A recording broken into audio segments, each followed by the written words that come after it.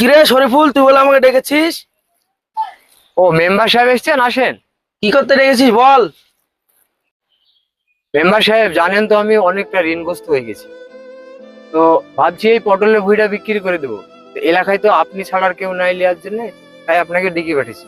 তো দেখেন আপনি নেবেন কিনা। তো দাম নিবি বল তাহলে। মেম্বার সাহেব আমাদের এই জমি তো এখন 12 লাখ টাকা বিঘা চলছে, আপনি 12 লাখ টাকায় দিয়েন। দেখ, আমি জমি নিলে 8 লাখ টাকা দিব, তুই কি বলছিস বল এবার। মেম্বার সাহেব জানেন তো আমি ঋণগ্রস্ত হয়ে গেছি, আমার এই টাকাতে কিছুই হবে না, আপনি আর কিছু বাড়িয়ে দিয়ে আমাকে দেন।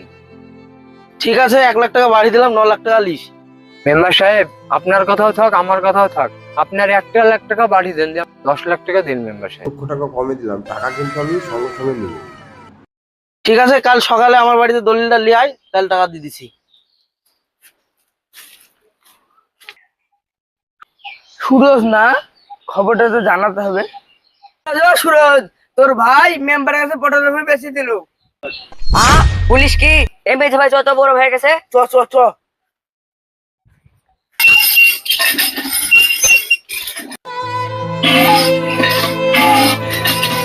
কি গো, পটলের ভুঁই বেচা হলো? হ্যাঁ মেম্বার সাহেব সাথে দামদার হলো, তুমি ঘরে যেই দলিলটা দাও মেম্বার সাহেবের কাছে জমা দিই, টাকা নিয়ে আসতে হবে। কই গো, দলিলটা নাও। দাও, তুমি রান্নাটা সারো, আমি আসছি মেম্বার সাহেবের বাড়ি থেকে।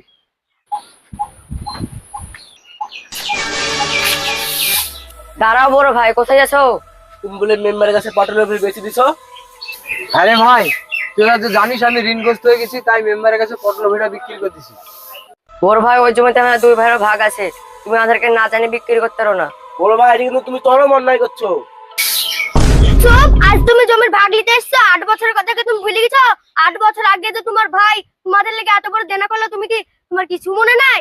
আর শুনো, তোমাকেও বলি, 8 বছর আগে তোমার ভাই যে তোমাদের লেগে দেনা করলো, তো আজ বড় অফিসারে গিয়ে আমাদের পেটে লাথি মারতে এসছো তুমি। গো, তোমার 2 ভাইকে মানুষ করতে গিয়ে তো আমরা একটা সন্তান নিলাম না, পরে যদি তোমার ভাই 2 ভাই যদি আমাদেরকে লাথি চাটা মারে, আমাদের তো কেউই নেই। আমার কিন্তু সন্দেহ হয়।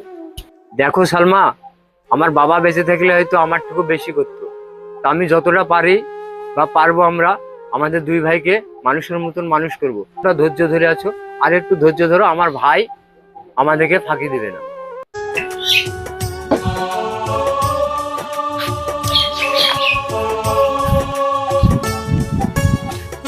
বড় ভাই কি করছো?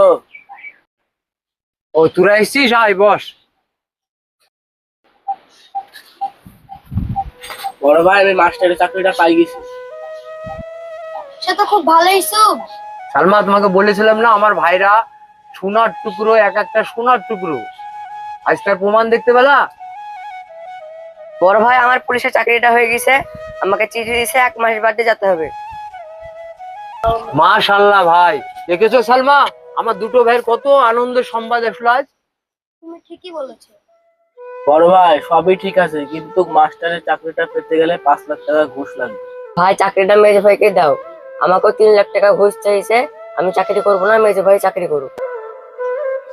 তোদের কাউকে চাকরি বন্ধ করতে হবে না, আমার রক্ত থাকতো তোদেরকে চাকরি করাবো, দরকার হয় নিজের কিডনি বিক্রি করবো তবুও তোদেরকে চাকরি করাবো, দরকার হয় এই বাড়ি বন্দুক দিব, মাঠের জমি বন্দুক দিব, তবুও তোদেরকে চাকরি করাবো।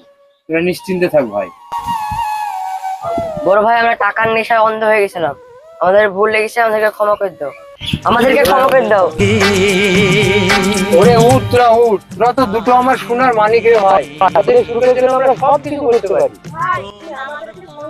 বিধিগত মার কাছে চাই না তো বেশি,